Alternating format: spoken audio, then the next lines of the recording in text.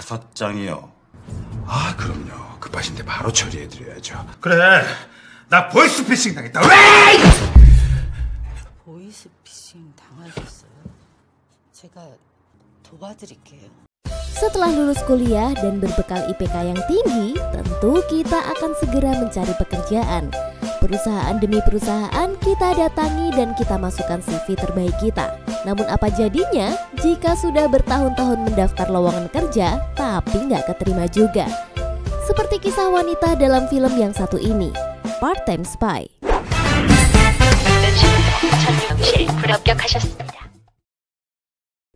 Wanita ini bernama Yongsil, namun jatah apesnya benar-benar maksimal saat mencari pekerjaan. Dia sangat berharap ingin jadi PNS. Sayangnya, nasib baik tidak pernah berpihak kepadanya.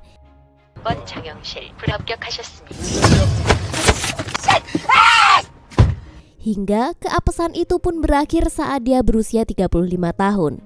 Dia akhirnya keterima sebagai pegawai kontrak 2 tahun di sebuah instansi pemerintah, yaitu Badan Intelijen NSA sebagai seorang detektif. Suatu hari di kereta, ketika Yongsil akan pergi bekerja, dia melihat seorang pencopet yang sedang beraksi merobek tas milik seseorang. Mencuri itu tidak baik saudara-saudara. Jadi, Yongsil pun berniat akan menangkapnya. Sementara itu, di tempat yang sama ada wanita cantik bernama Jung-an. Dia ini adalah seorang polisi detektif kasar yang suka misuh-misuh.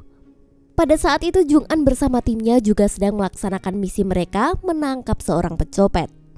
Namun rencana mereka berantakan ketika Jung-an langsung menghajar si pencopet tanpa mendengarkan aba-aba dari kepala polisi.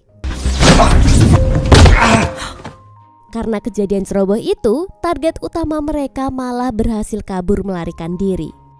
Hari itu benar-benar bukan hari yang baik bagi Yongsil.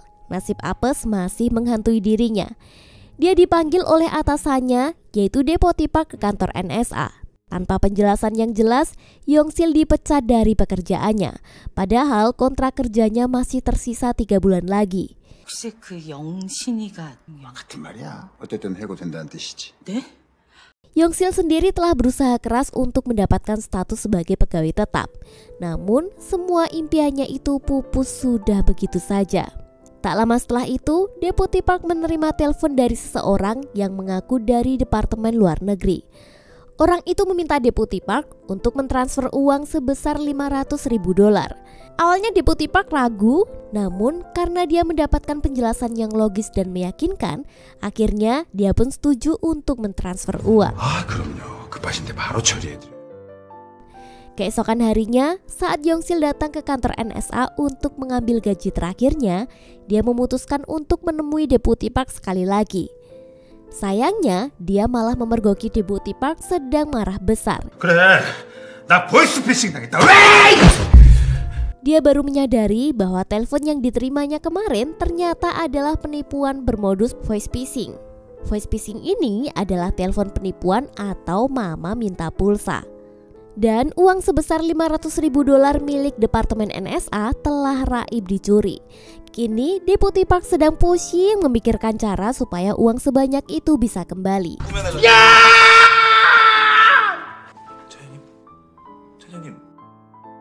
Yongsil yang penasaran menanyakan detail penipuan itu dan menawarkan bantuan kepada Deputi Park. Ia awalnya tidak mau dibantu oleh Yongsil. Lalu dia mencoba menghubungi semua rekan detektifnya. Namun sayangnya tidak ada yang bisa membantu karena semuanya sibuk.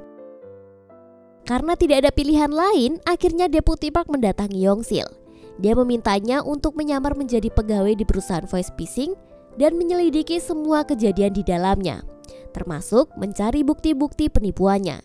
Jika Yongsil berhasil, maka ia akan memberikan posisi pegawai tetap di kantor NSA. Keesokan harinya, Yongsil mulai hari pertamanya mengikuti pelatihan di perusahaan voice phishing. Sayangnya, dia malah terpisah dari rombongan peserta dan harus mencari ruangan pelatihan sendiri. Ketika sedang mencari-cari, dia malah bertemu dengan Min-suk. Pria tampan ini adalah seorang presiden perusahaan voice phishing sekaligus pemilik perusahaan ini. Min-suk dengan ramah menunjukkan lokasi ruang pelatihan. Saat itu, Yongsil belum menyadari bahwa dia adalah seorang penting di perusahaan. Ketika Yongsil tiba di ruang pelatihan, dia disambut oleh Pak Kim. Pak Kim ini adalah manajer di perusahaan voice phishing.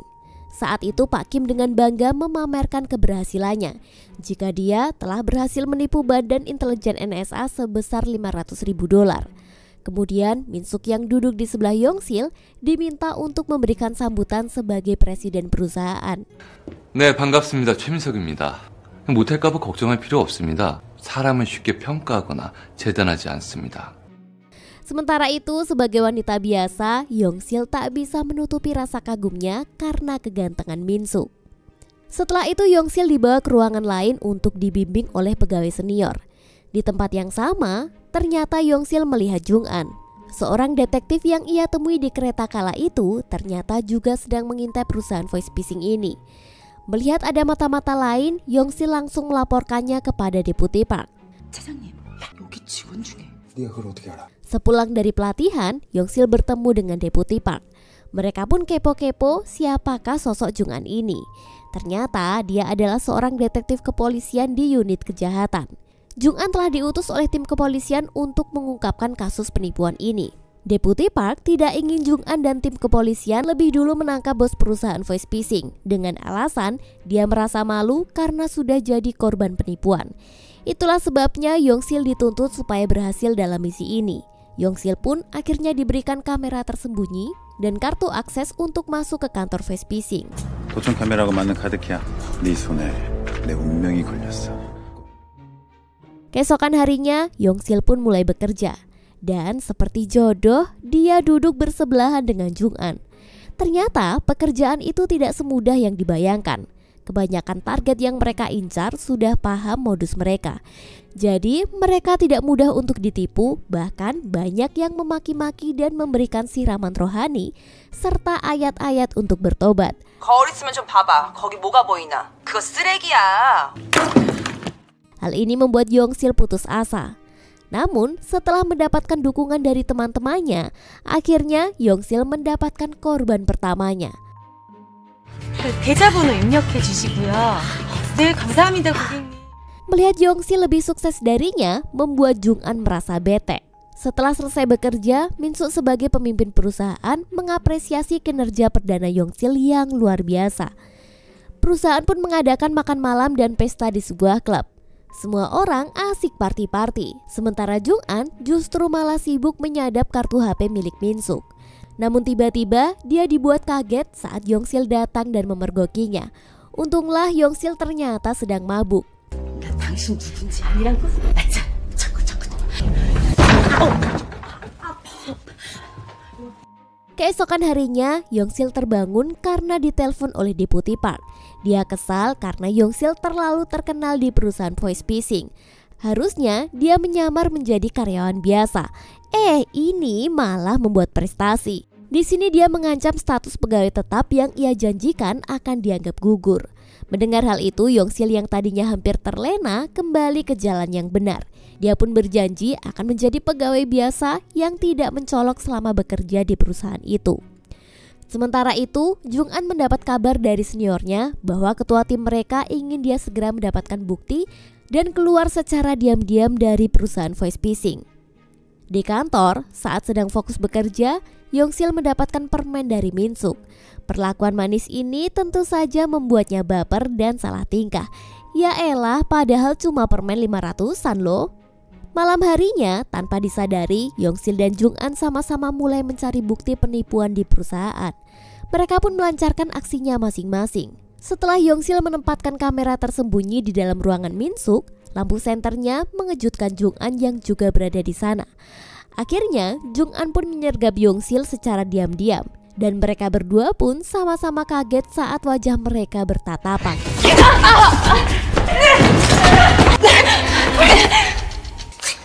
Pak Satpam yang mendengar suara berisik itu bergegas mendatanginya. Alhasil, mereka hampir ketahuan dan segera melarikan diri. Aksi kejar-kejaran pun terjadi hingga ke jalanan. Beruntunglah karena keahlian Yongsil menyetir, mereka berdua pun akhirnya berhasil lolos. Keesokan harinya di kantor Yongsil jadi parno nih guys. Karena kejadian semalam Pak Satpam gercep memasang CCTV dan alat keamanan lainnya. Setelah itu Jung-an mengajak Yongsil berbicara empat mata dan meminta Yongsil keluar dari perusahaan itu karena dia tidak mau misinya direcoki oleh orang lain. Namun Yongsil juga tidak mau karena dia juga sedang menjalankan misinya sendiri. Di sisi lain, Deputi Park dan pihak kepolisian akhirnya bertemu dan berdiskusi tentang kasus ini. Ternyata tim kepolisian juga sedang menyelidiki kasus ini untuk membongkar kedok perusahaan. Mereka ingin mencari tahu siapa dalang di balik kasus penipuan. Sedangkan Deputi Park mengusut kasus ini dengan tujuan hanya ingin uangnya kembali. Karena sama-sama tak mau menarik anak buahnya, akhirnya Deputi Park dan kepala polisi sepakat untuk bekerja sama. Mereka langsung menelpon Yongsil dan Jung-an dan meminta mereka bersatu menyelidiki kasus penipuan ini.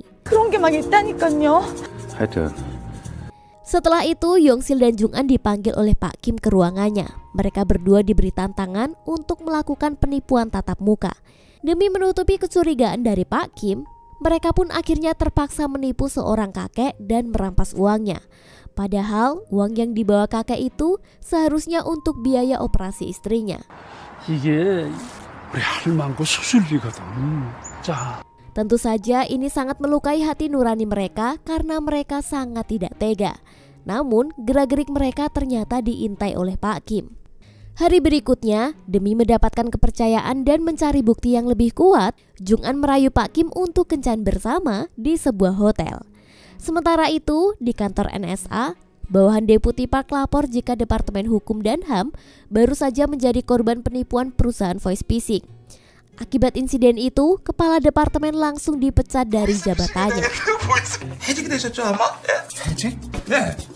Mendengar itu, Deputi Park merasa semakin gelisah karena dia tidak ingin kehilangan jabatannya sendiri.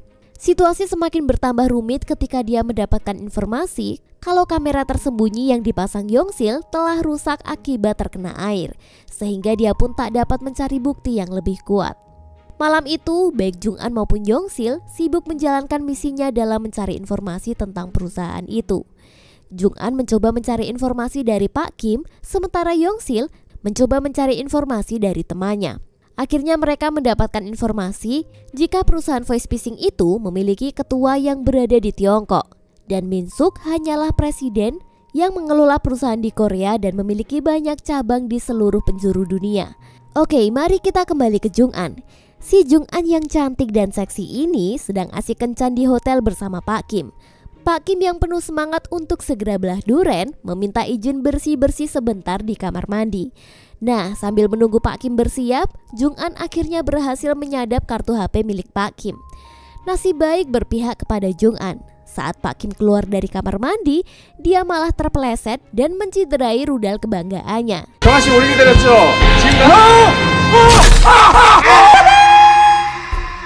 Sehingga kegiatan belah duren pun batal.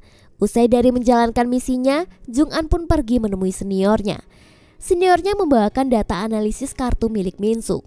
Anehnya, Min Suk ini hanya menyimpan 2 nomor di HP-nya, yaitu nomor Pak Kim dan nomor warung bakul sate. Sementara itu, di tempat lain, Deputi Park mulai melakukan aksinya. Dia memasang GPS di bawah mobil Min Suk.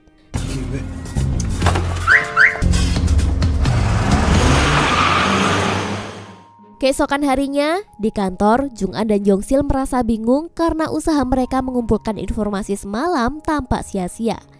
Mereka pun memutuskan untuk merancang strategi baru. Yongsil akan ikut kunjungan kantor, sementara Jung-an akan mendekati si tampan Min Suk. 오늘 일 끝나고 은정 씨 집에 가봐요. 난 오늘 사장한테 접근해 볼 생각이에요. Ketika jam pulang, upaya Jung-an mendekati Min Suk sepertinya sia-sia karena Min Suk malah mengajak Yongsil pulang bareng. Sebelum pulang, mereka mampir untuk makan terlebih dahulu. Bahkan ketika sampai di rumah Yongsil, Min Suk ini minta nomor telepon Yongsil. 잠깐만요. 더 맛있는 거 생각나면 연락해요. Diam-diam Jung-an mengikuti mereka. Setelah Min Suk pulang, Jung-an ingin menginterogasi Yongsil di dalam rumah. Awalnya Yongsil nggak mau menunjukkan tempat tinggalnya, karena ternyata tempat tinggal Yongsil saat ini hanyalah kamar kos kecil dan kumuh. karena ternyata dia telah menyumbangkan uang tabungannya untuk kakek yang ia tipu beberapa waktu yang lalu. Melihat kondisi kamar Yongsil yang tidak layak huni, Jung-an pun menawarkan Yongsil untuk tinggal di rumahnya. Karena kebaikan Jung-an inilah akhirnya membuat Yongsil ingin bersahabat dengannya. Meskipun awalnya Jung-an ragu, akhirnya dia pun setuju. Dan mereka pun akhirnya menjadi best friend. Kini hari-hari mereka lewati bersama, hingga suatu hari HP Yongsil berdering. Jung-an berinisiatif untuk mengangkatnya. Namun Jung-an mendengar suara Deputi Park sedang marah-marah karena tidak becus menjalankan misi. Mendengar ini, Jung-an kaget dan mulai penasaran. Dia pun menyelidiki lebih lanjut tentang identitas Yongsil.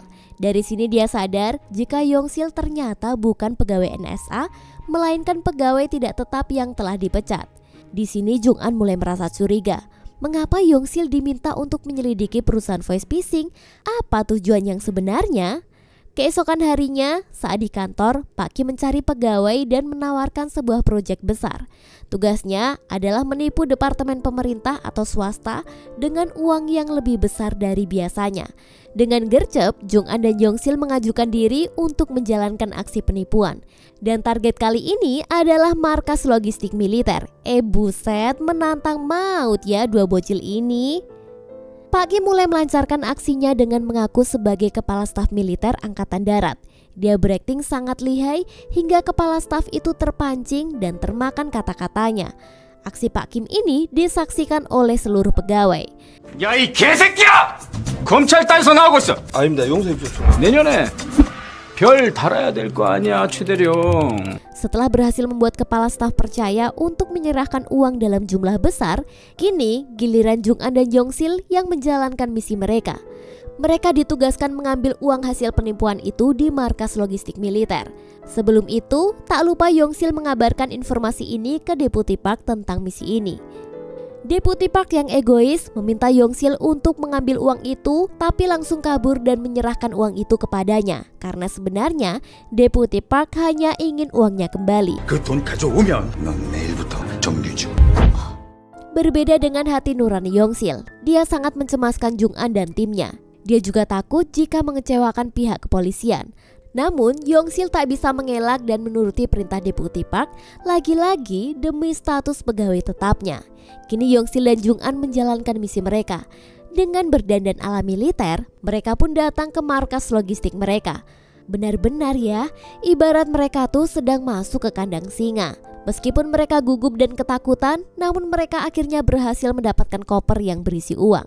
Di luar, Jung-an hendak menanyakan sesuatu kepada Yongsil, tetapi seorang tentara yang sebenarnya tahu aksi mereka dengan sengaja menabrak mereka sehingga kopernya tertukar tanpa mereka sadari.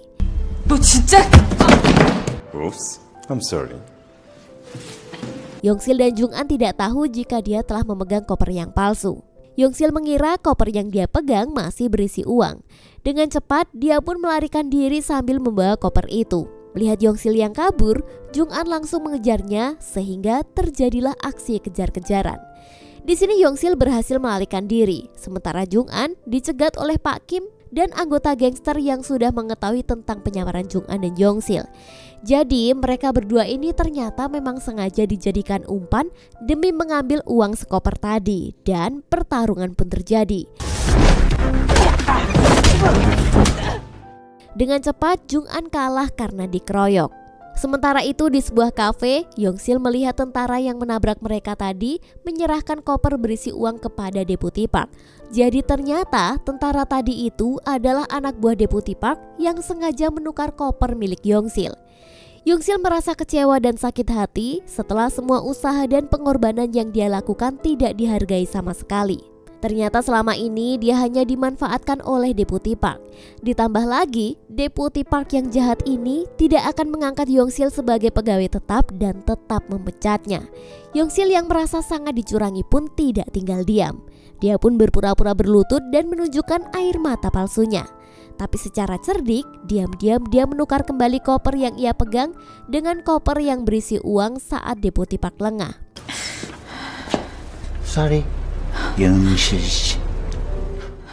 Malamnya di pelabuhan, Jung-an sudah dalam kondisi terikat. Namun dia berhasil meloloskan diri dan menghajar semua anak buah Min Suk.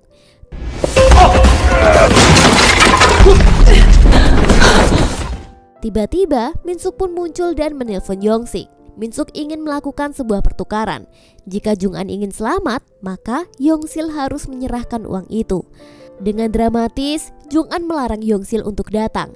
Namun Yong Sil tetap nekat pergi ke pelabuhan demi menyelamatkan sahabatnya ini. Sementara itu, tim kepolisian sudah bersiap untuk menangkap Min Suk. Namun mereka belum mendapatkan kabar dari Jung An. Akhirnya mereka memutuskan untuk mengikuti mobil Deputy Park yang mereka curigai terlibat dalam kasus ini. Ternyata Deputy Park mengikuti arah perginya Min Suk lewat GPS yang masih terpasang di mobil Min Suk. Dia sengaja mengikuti karena Deputy Park masih berambisi ingin mendapatkan uangnya bisa kembali.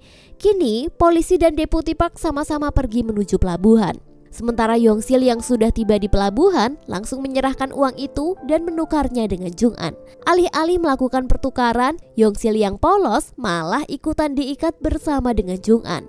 Dari sini kebenaran mulai terungkap bahwa ternyata Min Suk adalah ketua dari perusahaan face phishing yang ia dirikan sendiri dan jabatannya sebagai presiden perusahaan cabang Korea hanyalah tipu-tipu belaka. Halah, dasar laki-laki ya. Kini Min Suk dan pengikutnya bersiap melarikan diri ke luar negeri menggunakan kapal. Sebelum Min Suk pergi, Yong Sil dan Jung An dikurung bersama anjing galak. Dalam kondisi ketakutan itu, Yong Sil yang memang agak aneh ini ternyata menguasai bahasa anjing.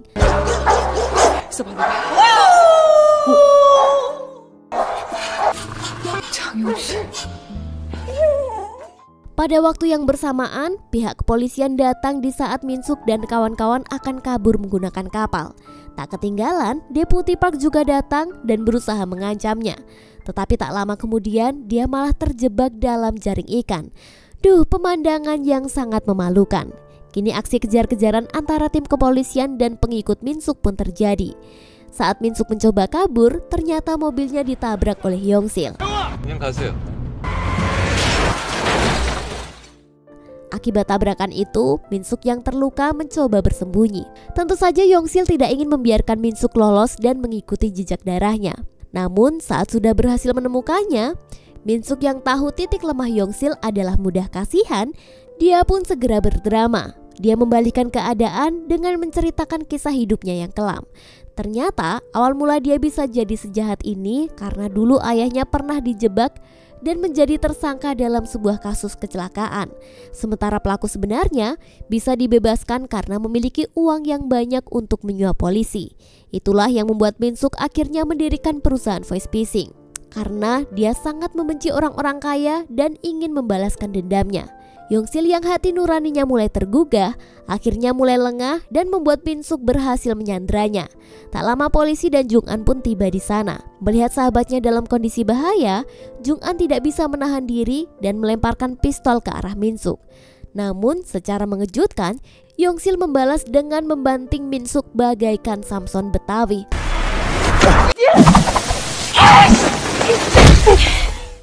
Loh, dapat tenaga dari mana bocah ini?